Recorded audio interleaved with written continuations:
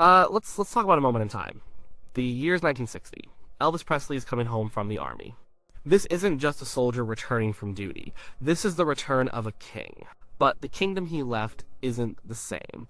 The music world moves fast. 2 years is a lifetime. While he was in Germany, a lot happened. Buddy Holly was gone. Little Richard had found religion. Jerry Lee Lewis was in exile after a scandal. The raw, dangerous edge of 1950s rock and roll was being sanded down. A new, cleaner sound was emerging. The teen idols were taking over. Fabian, Frankie Avalon, Bobby Rydell. Nice boys. Safe boys. So here comes Elvis. He's 25 years old. He's no longer the rebellious kid who curled his lip and shook his hips on the Ed Sullivan Show. He's a sergeant in the U.S. Army. He's matured, or at least that's the story his manager, Colonel Tom Parker, wants to sell. The colonel was a master strategist. He knew that for Elvis to have a long career, he couldn't just be a teenage fad. He had to become an institution. He had to appeal to everyone, not just screaming girls, but their parents too. The ones who bought the records and the movie tickets. The pressure on Elvis must have been huge. Can you imagine? The entire world is watching your next move. Will he still have it? Is he still the king, or is he a relic from another era? His first recordings after the army were a test. The song Stuck on You went straight to #1. It was a good song, a solid hit. It had that classic Elvis feel, but it was safe. It wasn't the lightning in a bottle of Heartbreak Hotel. It was a comfort blanket reassuring everyone that he was still Elvis, but there was another song. A song that came shortly after, in early 1961. The song was different. It wasn't rock and roll. Not even close. It was a pop song, yes. But it was grand. It was dramatic. It was operatic. It was a statement. And when you listen to it and you think about where he was in his career, you have to ask the question, was this song a deliberate attempt to prove he was more than just a rock and roller? I think the answer is yes, absolutely. It was a shot across the bow. It was Elvis and the Colonel telling the world to forget the box they had put him in. This wasn't just about shaking his hips anymore. This was about showcasing his voice. And what a voice it was. To understand why this song was such a big deal, you have to go back to the beginning. The Elvis of the 1950s was a force of nature. He came out of Sun Records in Memphis with a sound nobody had ever heard before. It was a mix of country, blues, and gospel. It was raw and exciting. He didn't sound black. He didn't sound white. He sounded new. Songs like That's All Right and Mystery Train were pure, unadulterated energy. When he moved to RCA, the production got bigger, but the energy was still there. Hound Dog, Don't Be Cruel, Jailhouse Rock. These were anthems of teenage rebellion. But his voice was often overlooked. People focused on the sneer, the hair, the gyrating pelvis. The adults, the critics, the establishment, they saw him as a threat. They thought he was crude vulgar. They didn't hear the beauty in his voice. They didn't hear the gospel training. They didn't hear the incredible range and control. They just heard the noise of a new generation they didn't understand. Even his ballads from that time, like Love Me Tender, were seen through the lens of rock and roll. They were slow songs for teenagers to dance to. They were beautiful, yes, but they weren't taken seriously as examples of great vocal art by the mainstream adult audience. He was a rock and roller, that was his label, and it was a label he seemed destined to carry forever. Then came the army. It was a brilliant PR move by the colonel. It transformed Elvis from a rebel into a patriot. He was just one of the guys serving his country. When he came back, he was presented as a new man. The first big event was a TV special with Frank Sinatra. Think about that. Sinatra was the embodiment of the old guard. The master of the American songbook. The chairman of the board. He was everything Elvis, the rock and roller, was not. And there they were, on stage together. Elvis wore a tuxedo. He sang Sinatra's songs. Sinatra sang Elvis's songs. It was a symbolic passing of a torch, or at least a sharing of the flame. The message was clear, Elvis belongs here. He's not just a kid's fad, he's a true entertainer. This set the stage for the music to come. The first album he released after the army, Elvis Is Back, was incredibly diverse.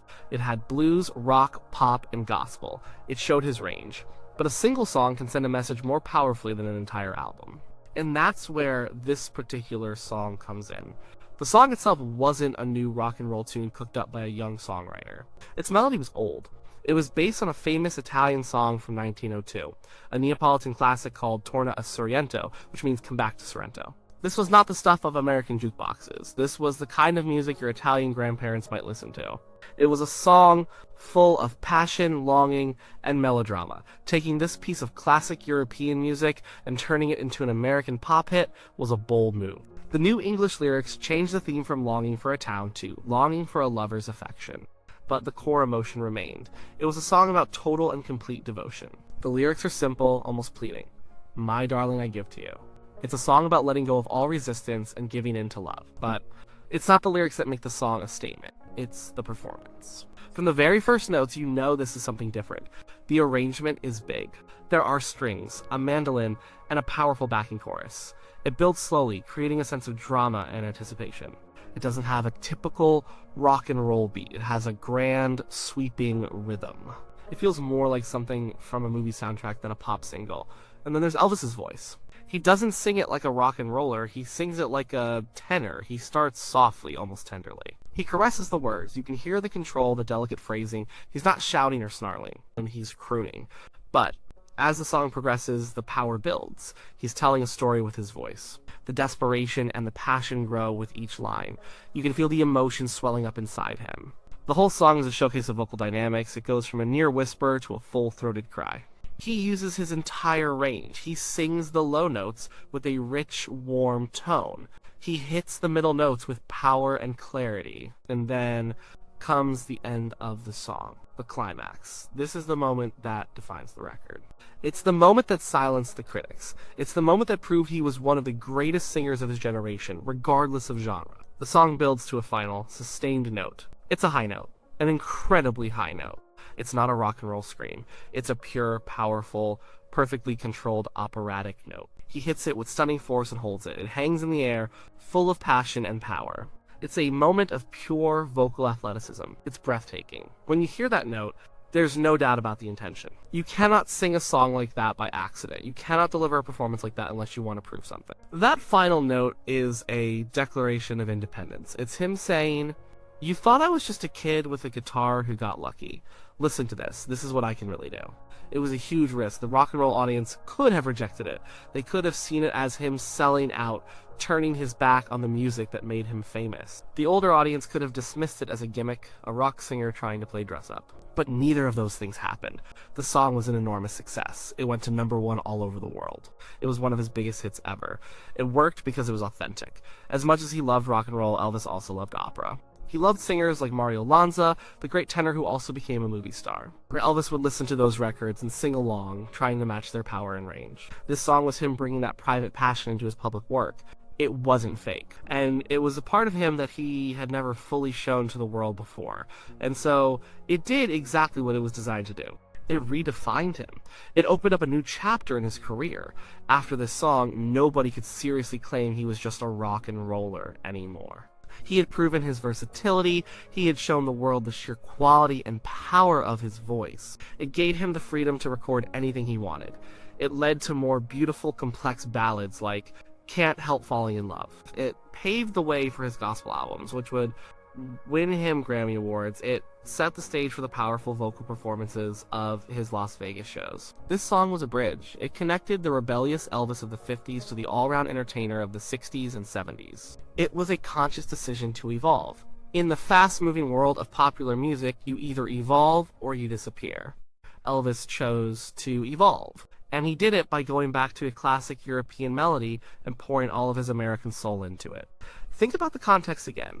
In 1961, the idea of a crossover artist was not as common as it is today. So artists were generally expected to stay in their lane. Country singers sang country.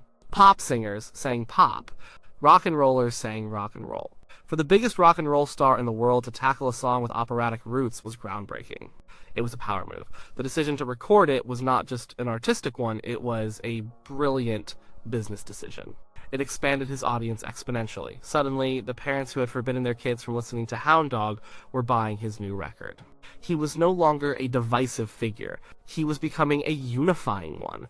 He was making music for the whole family. This was the Colonel's ultimate goal, and this song was the key that unlocked it.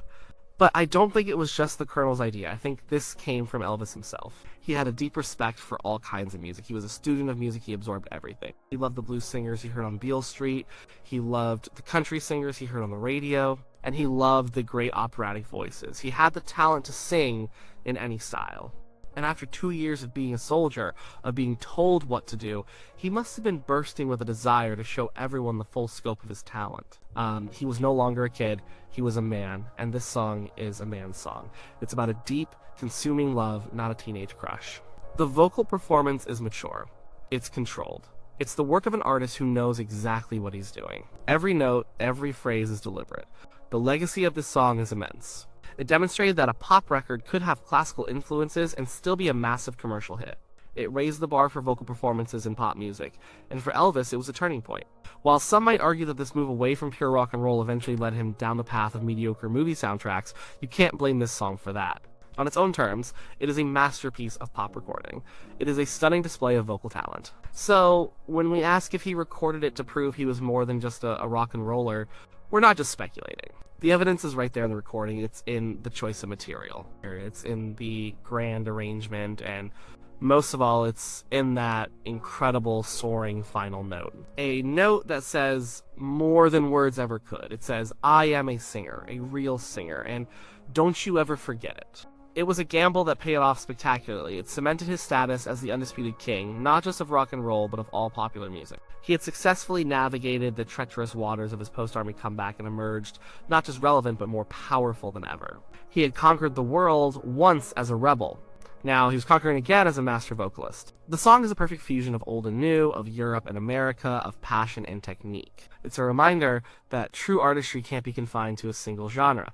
Elvis contained multitudes. He was a rock and roller, he was a blues shouter, he was a gospel singer, he was a country balladeer. And as this song proved to the entire world, he was a pop tenor with the power to rival an opera star. He didn't just give in to the demands of his career, he forced his career to bend to the full range of his talent.